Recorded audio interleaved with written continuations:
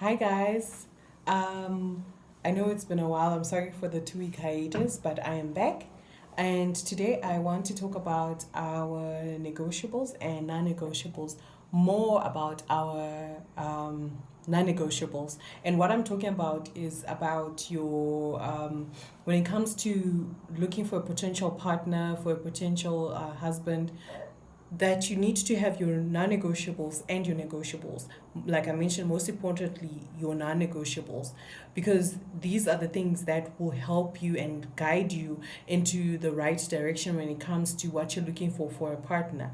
Because a lot of times as women, we tend to just fall into relationships. We tend to just fall in love, and then before we know it, we're in a relationship. We don't really give relationships a thought before we get into them. That's why a lot of times, I'm sure a lot of you guys have dated guys where you're still asking yourself to this day, what on earth was I thinking? How could I date such a guy? This guy had nothing, about him that would reflect me or reflect the things that I like or the kind of guy that I would date. Why did I date this guy? Because you just fell. You never gave it any thought. This guy was.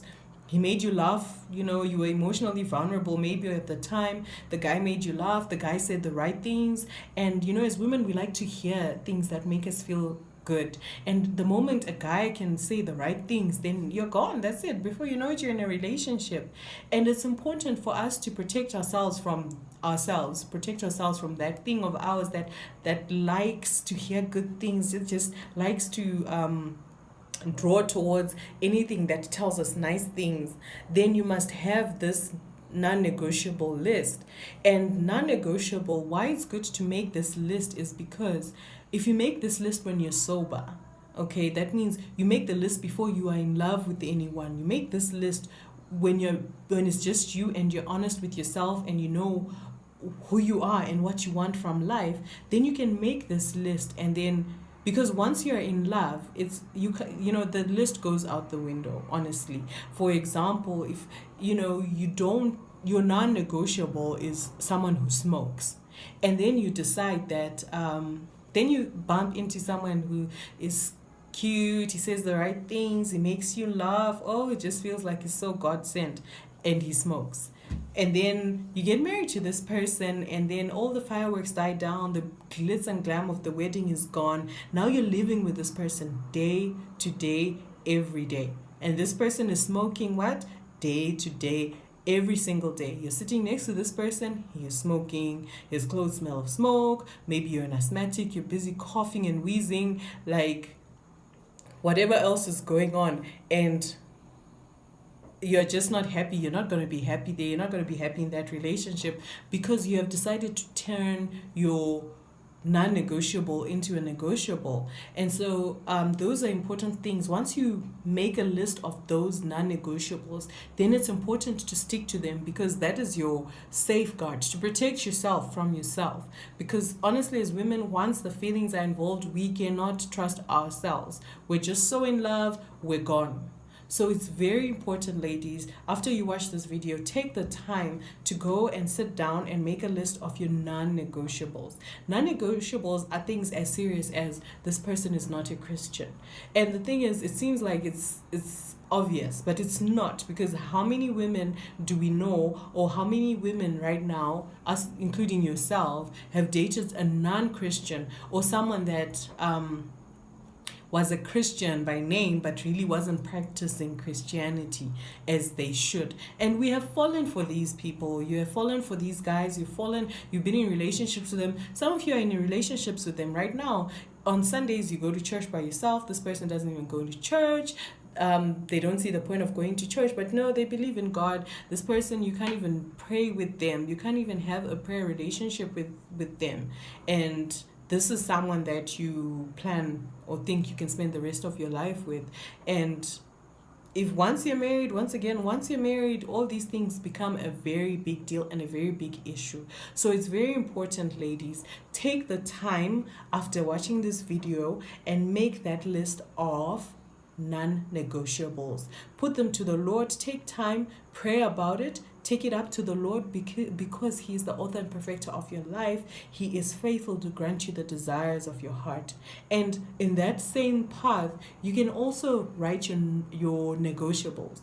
Your negotiables are your nice to have, but not your have to haves. So maybe you want a dark chocolate, tall, handsome guy.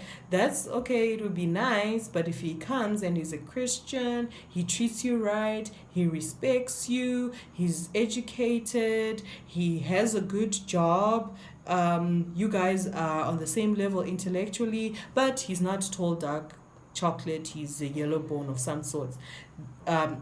You know, then you have to weigh, which ones of the non-negotiables does he have and which ones of the negotiables does he have, that kind of thing. So that's just what I'm just trying to show you the difference between non-negotiables and negotiables. And there's nothing wrong with having your negotiables, because we're human, we're human beings. That's kind of what you like, so it's okay for you to have your negotiables.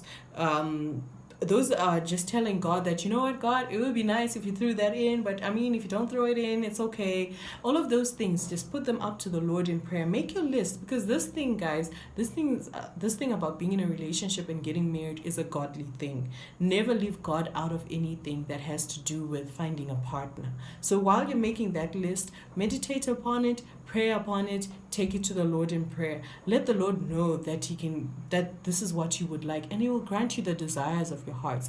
Some of you guys out there are probably still single because you do not have a list of the things that you would like. How does, God knows what He would like to give you or who He would like to give you, but God doesn't force people on you. So you need to let God know what you would like. So when God knows what you would like, then you guys can work together and God can hook you up, But if you're just sailing and hoping to bump into something, then you're going to fall for anything. Remember, if you stand for nothing, you will fall for anything. So ladies, make sure that you have that list so you don't have any time wasters. You won't have random dudes just coming in your life saying nice stuff, looking at you right, buying you the right things, and all of a sudden, oh, God is in this, and you're gone. You're already in a relationship, and this guy's just going to waste your time and mess you up emotionally, and then now you're jacked up for the next person. So this list of negotiables and non-negotiables, especially non-negotiables, is really just a way to protect yourself from yourself. It's a way of also showing God that you mean business when it comes to finding a life partner, that it's not something that you plan on accidentally falling into, but this is something that you're going to do purposefully, like intentional dating. And that's very important, ladies. Let's start to practice intentional dating, and that definitely starts with you making a list of what your non-negotiables are. Take them to the Lord in prayer so God knows the desires of your heart, and that way He'll be able to faithfully fulfill them, and you'll be able to have that, you and God can work together, and you all can just, come up with a good guy that God can put into your life, and you'll be like, yes, God, this is exactly what I was talking about. This is the person that I said I would like. Thank you, God. And everything will come together and it will be so awesome. So that's all I have to share for today, and I'll have another video for you next week.